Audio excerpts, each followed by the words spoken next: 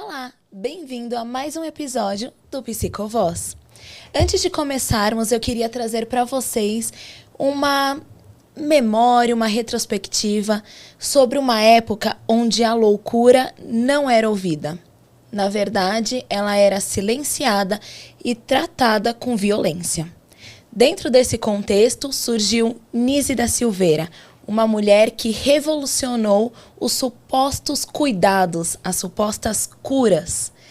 E ela trouxe um olhar mais humano, mais sensível e muito mais acolhedor do que existia naquela época.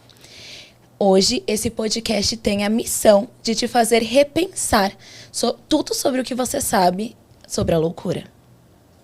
A convidada hoje é super especial, Nath. Ela é psicóloga, especialista em teoria e prática terapêutica, segundo Nise da Silveira, e está especializando em transtornos alimentares. Seja bem-vinda, Giovana Sala. Obrigada. Bem-vinda, Gi. Muito obrigada, gente. A gente está super feliz em ter você aqui. E eu estou super feliz de estar aqui também. É um assunto super importante da gente Com manter certeza, vivo. atemporal, né? E conta pra gente, Gi, quem é Nise da Silveira? Então, eu tô até com o meu livro aqui do meu lado, porque eu trouxe um pedacinho, prometo que é pequeno, que eu acho que introduz muito bem quem ela é, quem ela foi. E aí ele começa assim.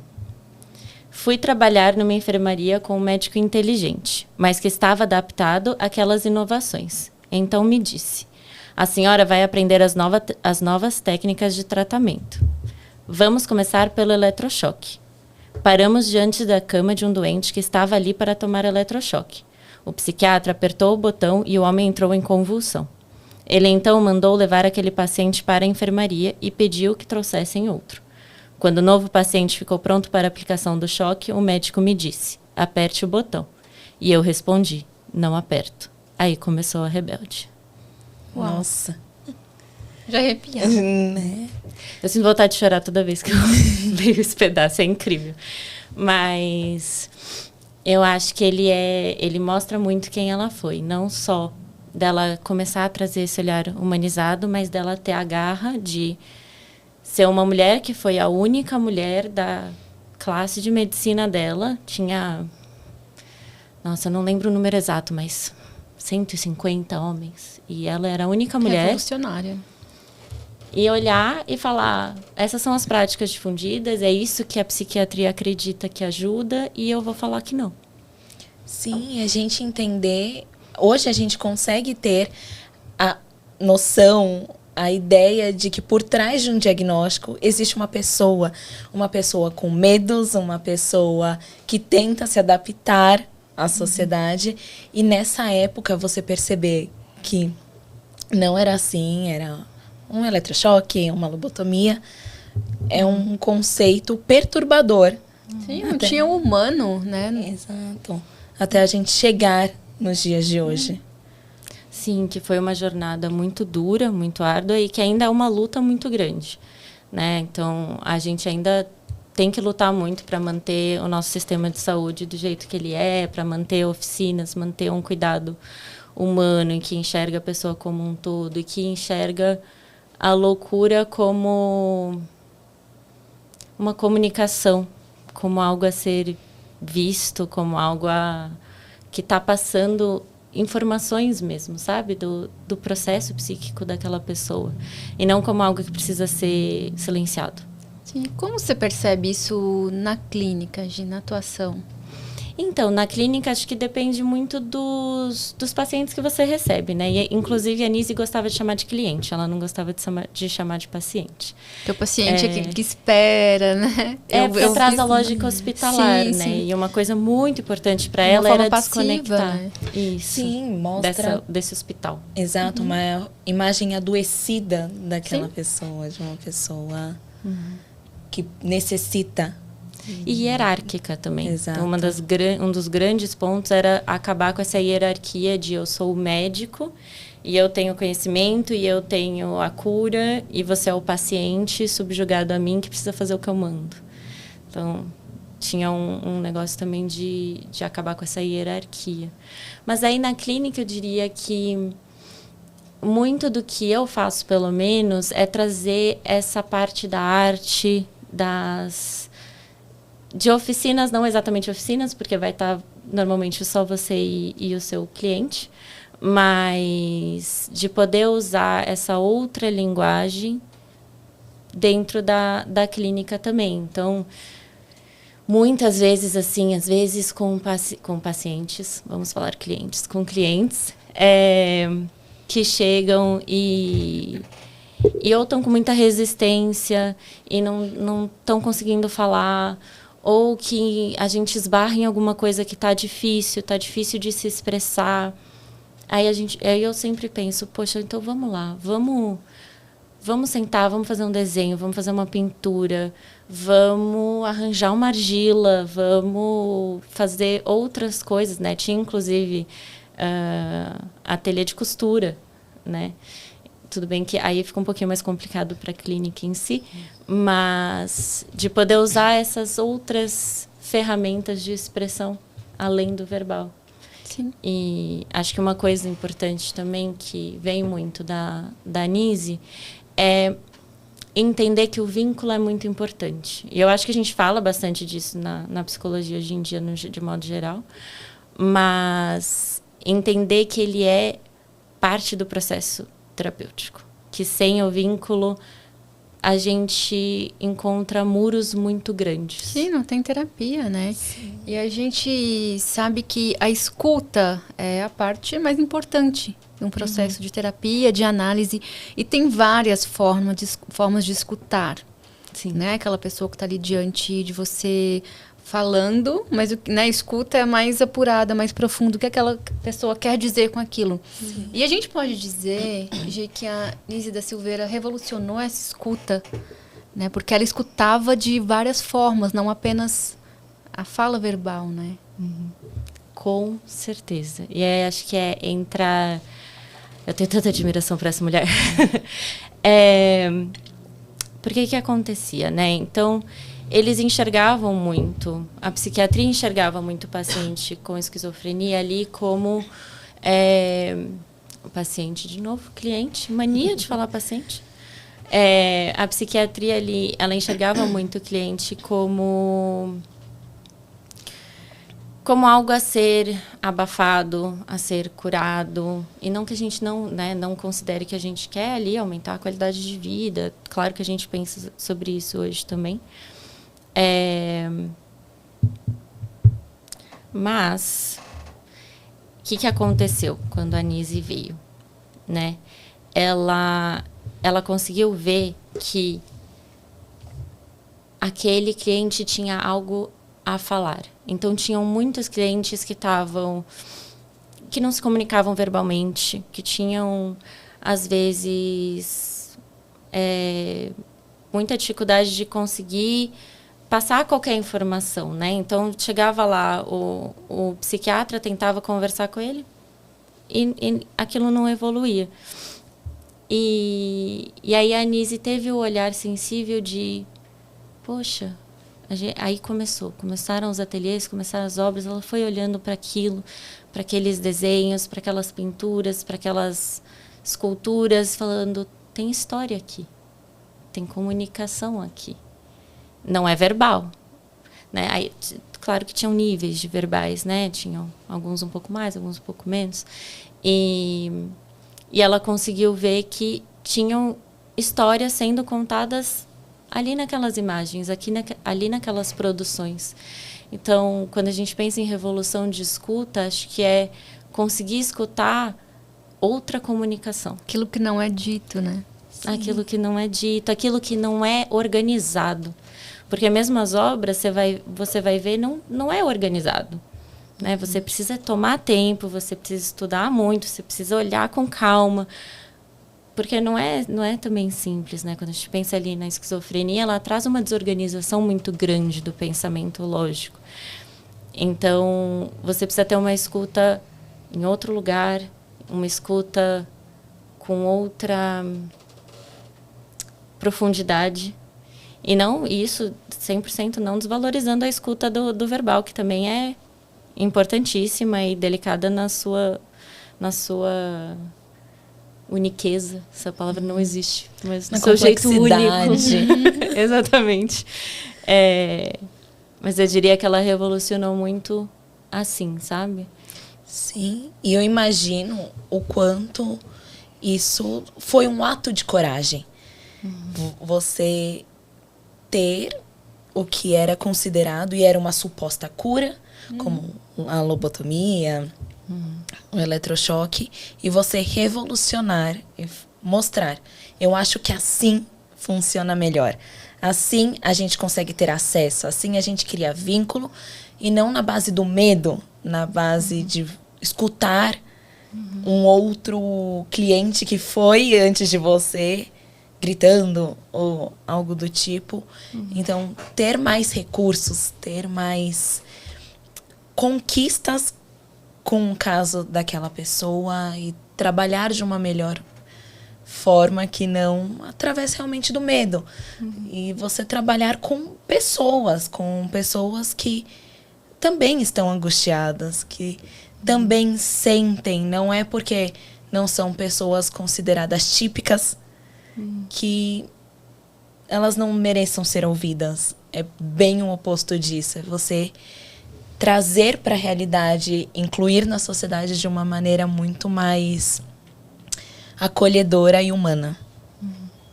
Exatamente, assim, acho que vale muito lembrar que isso numa época em que, assim, se... Tá tudo bem? E vale muito a pena lembrar, né, porque isso numa época, assim, em que, né, se hoje já é difícil, a gente já tem ali, de modo geral, na sociedade, uma ideia da loucura como perigosa, né, e que tem que ser colocada de uma forma excluída da sociedade, naquela época mais ainda, né, e a gente está falando, assim, de 1940, 1950, ali o Museu de Imagens foi formulado ali em 52, se eu não estou com a data errada na cabeça, e a sessão de terapêutica deve ter começado em 40 e pouquinhos, para eu não errar a data. Então, a gente está falando de uma época, assim, em que eles eram completamente excluídos, completamente não vistos, completamente considerados errados. Sim, a gente fala excluídos, marginalizados pela sociedade, mas isso vinha da própria família muitas vezes, certeza. porque não sabia como lidar, não tinha nome para isso, né? Sim. E quando a gente pega a história da loucura, o que era a história da loucura, a gente percebe cada vez métodos piores em nome Sim. da cura. Que não era tratamento, eram formas de tortura, Exato. muitas das vezes, né? Sim. Aquela pessoa, Que não tratava nada. exatamente, era violentada a todo momento. Ela perdia a sua essência, o que ela era. E tudo que ela tinha como história, talvez. Como vivência. Toda a sua criatividade. E até, né, eu cheguei a mostrar para vocês as imagens, e quem tiver interesse, vale super a pena pesquisar. Está no livro O Mundo das Imagens, que é o caso do Lúcio, né, que foi um dos clientes da Nise, que fazia obras assim de uma complexidade gigantesca.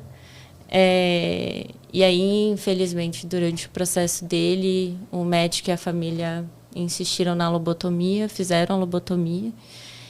E as produções dele, a partir disso, né, se perderam, acho, de certa forma. E não por causa de valor estético, não por causa de, bonito, não bonito, porque isso não importa muito aqui. É pela complexidade mesmo, né?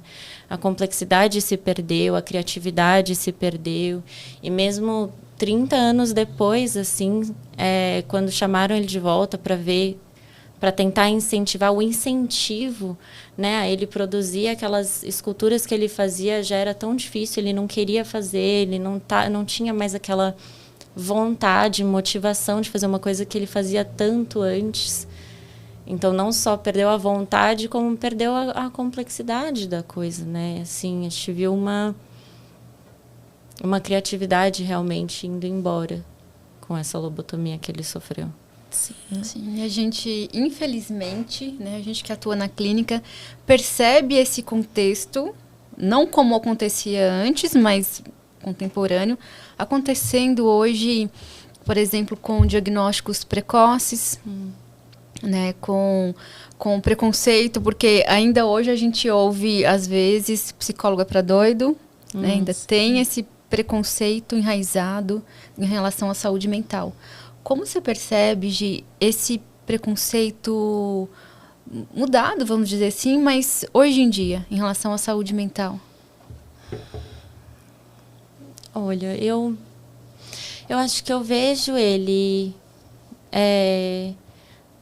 dando passinhos, né, em alguns lugares. Na verdade, acho que a gente já deu passos gigantescos, né? Assim, o museu continua existindo, a Casa das Palmeiras continua existindo, as oficinas estão aí, o CAPS foi, assim, uma conquista gigantesca, né? Então, a gente deu muitos passos, de modo geral, principalmente na assistência, né? Na saúde mesmo, assim, no cuidado que é oferecido. E aí, acho que no imaginário da população mesmo, eu sinto que a gente ainda tem bastante a avançar. Mesmo na saúde, né? A gente fez uma pesquisa, eu e a minha orientadora, a gente fez uma pesquisa um tempo atrás sobre o legado da Nise no sistema de saúde, mais especificamente no CAPS. E muito do que a gente viu é que as oficinas estão muito bem instauradas, então os profissionais veem bastante a importância das oficinas de arte, das oficinas, né, de outras atividades, da importância dos vínculos e de manter assim o sujeito no território, né, de não tirar a liberdade, que é um grande ponto. Mas faltava ainda muito do trabalho posterior dessas obras que tinham sido feitas, de realmente parar, olhar para o que aquilo está comunicando, o que aquilo significa no processo de cada um dos usuários do CAPS, né, no caso. E aí, quando a gente traz para a população, eu acho que também, de modo geral, a gente ainda tem muito a avançar, assim, mostrar que a loucura não é essa loucura agressiva e perigosa que a gente historicamente acreditou que ela fosse, né? Ela, na verdade, tem muito conteúdo, é muito interessante sentar e conversar com clientes, né, ditos loucos. Eles têm muito a comunicar, eles têm muito a conversar, eles têm muito amor para dar. Até isso me lembrou de um usuário. Uma vez, uma amiga minha, Luísa, ela trabalhou em CAPS, né? E aí, uma vez eu fui lá na festa junina, se eu não me engano, e foi muito interessante. Tinha um usuário, um fofo, assim, e ele conversava com todo mundo, ele chegava, ele te dava a mão, e ele queria ficar lá conversando com você. E assim, com muito carinho, com muito amor para dar, sabe? Claro que cada um vai ser cada um vai ter o seu jeito, mas acho que a gente ainda tem a avançar, sabe? Em desconectar essa ideia da loucura como algo agressivo. Porque sabe? não é algo entendido, que a gente precisa ficar longe. Aquilo que não é entendido é julgado. Exato. E você acha que ainda dentro desse contexto a gente traz muitas coisas da época manicomial para os tratamentos de hoje em dia? Eu acho que sim, né? Acho que tanto em como essa é uma luta constante. Então, vira e mexe, a gente tem aí coisas que saem que a gente precisa, né, lutar contra e falar, peraí, gente, isso aqui tá esquisito, não é bem assim. Então, tem aí, né, o sistema de saúde, no geral, sofre constantes ataques, não é mesmo? Então, é uma luta constante. E eu esqueci a pergunta. Eu me perdi no meu falar. Não tem problema. Se hoje a gente ainda carrega da época manicomial nos tratamentos de hoje em dia, se você percebe que ainda existem coisas que a gente faz dessa época. Sim, então acho que tem bastante disso e dos ataques realmente institucionais e sociais que o sistema de saúde sofre. Como acho que tem também ali, ao mesmo tempo que a gente tem profissionais muito preparados e muito envolvidos na humanização do cuidado, a gente também tem profissionais que não tiveram contato com isso, que não estão preparados para lidar, ou que carregam muito essa história social, né, do ambiente que eles conviveram, que tem bastante preconceito com pessoas psicóticas, com esquizofrenia, né, pessoas ali em outro lugar, em outra necessidade de cuidado. Então, eu acho que a gente ainda corre o risco, muitas vezes, de ir para uma lógica muito só medicamentosa. E não que o medicamento não seja importante, ele tem a sua importância, mas correr o risco de ir para uma lógica só medicamentosa e de internação e não olhar para a complexidade de cada um. Sim. Acho que é uma coisa a se manter em mente constantemente, e a se falar sobre, e a estudar sobre, não deixar cair por terra, sabe? Sim, e acredito que dentro desse contexto fica até mais, e com as coisas que você trouxe, mais cuidadoso entre até onde eu posso ir com esse paciente sem que eu invada o mundo interno dele, até que ponto eu posso chegar, até que ponto... Respeitando esses limites. Exatamente. Né? E porque é isso, existem vínculo, é um vínculo para curar. Então, até onde a gente consegue ir sem invadir esse espaço? E cada vez mais a gente percebe o quanto a Nise foi fundamental para a gente entender que a gente pode sim ser a mão, mas sem que eu ultrapasse certos limites. Sim, não tirando a humanidade da pessoa, né? A autorresponsabilidade também dela participar do processo de cura, porque quando a gente está falando de uma época onde a pessoa não participava do processo de cura, ela era submetida ali a um tratamento agressivo e ninguém perguntava, ninguém sabia a história, o histórico daquele paciente, não tinha história, né? Era uma pessoa. Exato. E o quanto isso faz diferença, né? Vocês vão falando, eu vou lembrando dos casos da Nise. E assim, tem um que eu gosto muito, que é o da Adelina, né? E a Adelina ela era bem fechada, assim, não falava com ninguém no hospital. E aí a Nise só passava por ela, bom dia, Adelina. Bom dia, Adelina. Só reconhecendo que ela estava ali. Num belo dia, a Adelina manda um beijo para ela. Aí no dia seguinte, assim, acho que no dia seguinte, né, mas assim, logo depois, a Nise ofereceu assim a bochecha e a Adelina deu um beijo na bochecha dela. E foi um simples reconhecer que a Adelina estava ali, né, dar um bom dia. Foi vista, né? Exato, ter um trato. E um oferecer, assim, se a Adelina não quisesse vir dar o beijo na bochecha, estava tudo bem, mas ela ofereceu. Você quer ter esse contato? Você quer ter esse afeto? Sim, e olha a importância do você ser visto. Você ser lembrado, você ser uma pessoa em um mundo que muitas vezes você não é reconhecido por isso. Você é uma pessoa louca, mais um, em meio a vários que estão em tratamento. E a importância de você ser reconhecido. De você falar, você existe, eu te vejo. E eu enxergo a sua dor. Eu acho que é uma das coisas mais bonitas que a gente pode fazer por alguém. Principalmente se tratando de alguém que está precisando de você. Sim, pegando o gancho que a Nath está falando, porque a Nise, ela falava de um olhar sem rótulos, né? Ver a pessoa e não o diagnóstico, e que sate um diagnóstico, né? Como que a gente sustenta esse olhar hoje, nesse mundo tão tudo para ontem?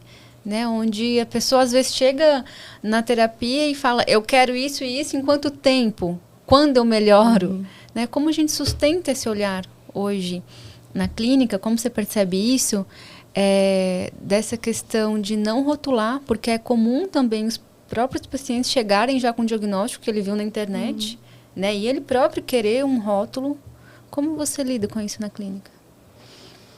Olha, eu penso algumas coisas, na verdade, sobre. Não sei se eu vou dar muitas soluções, mas acho que eu vejo esse movimento. Um dos lados assim que eu vejo desse movimento das pessoas de precisarem muito de diagnósticos, eu sinto que são elas buscando explicações, sabe? Acho que tem também um quê aí da gente ter um movimento assim muito médico e tudo mais na sociedade de modo geral, mas vejo muitas pessoas buscando muito uma explicação e que aí vem com a nossa sociedade rápida de hoje em dia de, poxa, eu preciso dessa explicação e eu preciso dessa solução o mais rápido possível, porque isso aqui está impactando a minha vida. E acho que talvez também tenha um desconforto em sentar com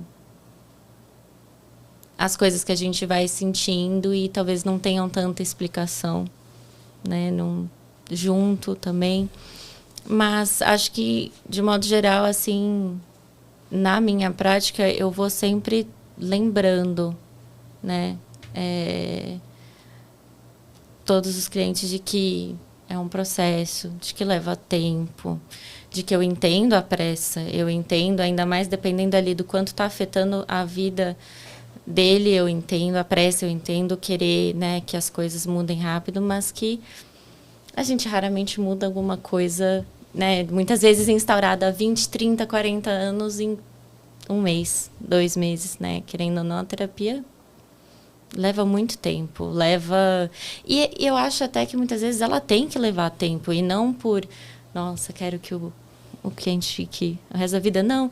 Mas porque a gente precisa estar preparado para lidar com os conteúdos que vêm em cada momento.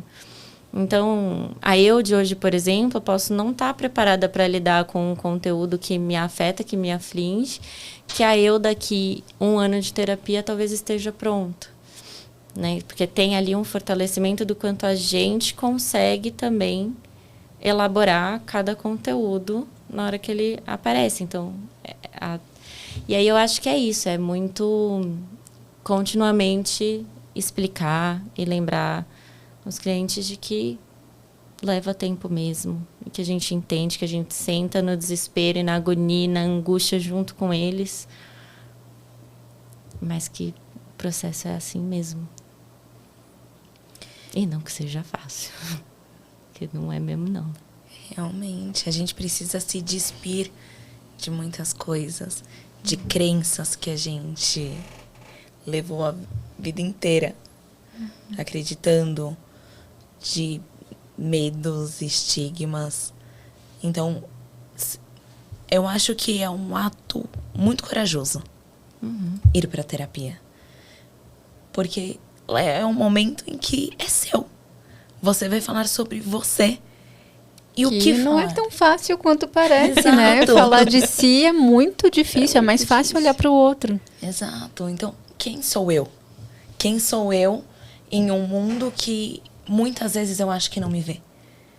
Quem sou eu quando eu não me vejo? Quando eu não consigo olhar para mim com o mesmo olhar que eu olho para os outros, com um olhar de cuidado e de carinho. Então, ir para terapia é um ato corajoso. E eu entendo também quem gostaria de uma receita de bolo. Que é o mais pedido, né? Tem alguma pílula mágica que resolve. E muitas vezes a angústia até dos próprios psicólogos, né? Sim. Às vezes a gente fica, poxa, queria uma receita de bolo. Exato. Mas não tem como. O ser humano é tão complexo que assim, a gente até tem técnicas aqui, técnicas ali, coisas a recorrer. Mas, no final... Uma desconstrução, né? Por debaixo de rótulos, mecanismos de defesa, tudo que foi falado para aquela pessoa, por detrás daquilo tudo tem alguém.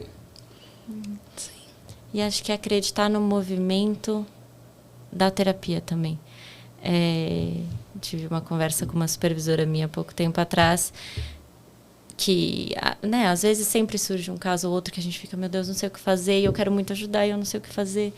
E aí as coisas vão acontecendo, né? Porque a terapia, ela tem um movimento dela também, de estar ali, de ir todas as semanas, de estar disponível, de estar falando, mesmo que fale do mesmo assunto várias vezes. Tem hora que, às vezes, vem e surge um progresso e você fica, nossa, assim, eu sei tudo que eu estudei, eu sei tudo que eu fiz, eu sei tudo que a gente fez junto, mas ao mesmo tempo, como é que a gente chegou aqui mesmo? Parece do nada, mas nunca é do nada, Sim, né? exato. É uma construção. É. E aí me lembrei muito de uma frase de Jung, e se a gente fala de Nise, a gente tem que entender que existe Jung, que é aquela: conheça todas as teorias, domine todas as técnicas, mas ao tocar uma alma humana, seja apenas outra alma humana. E você entende Nise e Jung, a conexão que eles têm juntos, e fica muito evidente isso. O que você falou, como eu cheguei aqui, em que momento eu cheguei num ponto que eu toquei tanta alma dessa pessoa, que por mais que eu tenha as teorias, que eu conheça todas as técnicas possíveis, o vínculo e o momento que eu estou com ela hoje é o que faz a gente ter progresso na terapia.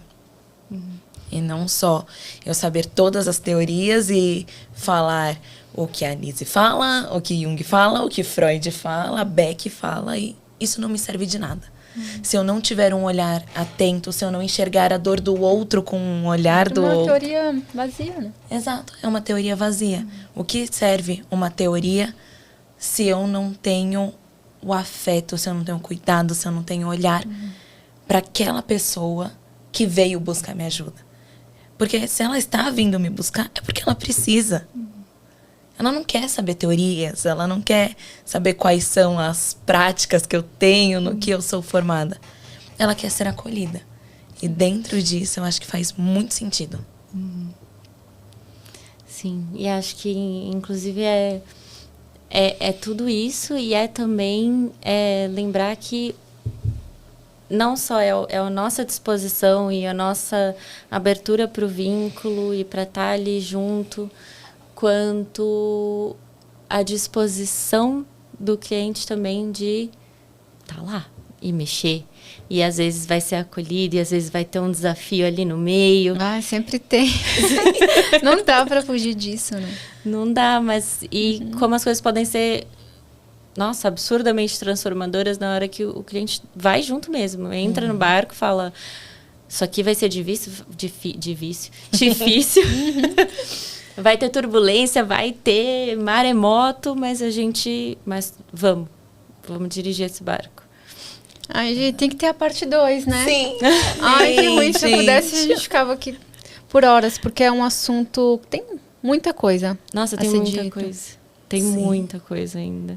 E foi incrível enxergar a sensibilidade de uma mulher em uma época que não era muito convencional. Mulheres nesse ramo. Revolucionar, ser rebelde em um mundo... Que bom que ela foi, né? Que Exato. arriscou. Sustentar ou não. Sim, Exatamente. Eu não vou fazer isso aí, não. Que vocês estão me pedindo. E continuar lutando. Continuar, porque assim... O trabalho que ela estava fazendo sofreu constantes ataques, assim, dela começar a incluir animais e só ela tirar férias, pegar os animais e levar embora. Então, assim, né, isso é só um exemplo de que não foi só o primeiro não. O primeiro não, ele foi uma porta que abriu. Ela teve que continuar lutando e acreditando no que ela estava fazendo, mesmo com quase a sociedade toda contra ela. Ela recebeu muito apoio também, mas com muita gente contra ela. Que seja um exemplo, né? Até para esses nãos que a gente ajuda o paciente que chega na clínica, né? Para nós também, como profissionais, porque tem que falar não, porque a gente escuta desejo e não demanda, né? Do que chega na clínica. E o paciente quer uma resposta pronta, ele vai se deparar, às vezes, com... Não temos, vamos construir algo, né? Exatamente. As expectativas são, muitas vezes, irreais para determinados momentos. E a gente é confrontado na terapia, tanto a gente quanto o terapeuta, quanto os clientes, pacientes, com as expectativas e as realidades. E quando esses dois mundos se chocam, parece que a gente sente muito mais. Vem essa angústia, e agora o que eu faço? E como isso é transformador. É, Muito. muito. Gi, amamos sua Amei participação. também. Que incrível, passou tão rápido. Né? Sim, passou muito rápido. Eu já tava assim, nossa, tem mais isso, aquele ponto. Precisamos de uma parte 2. Vai ter a parte 2, tem que ter. Gi, muito obrigada por ter aceitado o convite. Realmente agrega muito para quem está ouvindo. E a gente poderia, sim, agendar uma parte 2 de verdade, porque tem muito a ser dito, né? Assunto muito importante. E para quem quer continuar acompanhando você, você consegue passar alguma rede social, Instagram, Facebook, por onde as pessoas podem te acompanhar? Claro. Primeiro, muito obrigada por me receberem também. Eu adorei. Sim, Acho que a nossa troca foi Sim, muito legal. E se quiserem uma parte 2, estou aí. Vai ter. Sempre. Prometemos. Mas, claro, tem sim. O meu Instagram é psi.giovanasala. Aí com 2 N's e 2 L's. Então, ali você acha o link tanto para entrar em contato comigo, para mandar um e-mail, para mandar uma mensagem, quanto para dar uma olhada no site se quiser. Então, ali você tem a porta de todos os contatos comigo. Perfeito. Muito obrigada, Gi. Foi um prazer te Obrigada a vocês. receber. E obrigada por quem assistiu até agora. Um beijo. Beijo.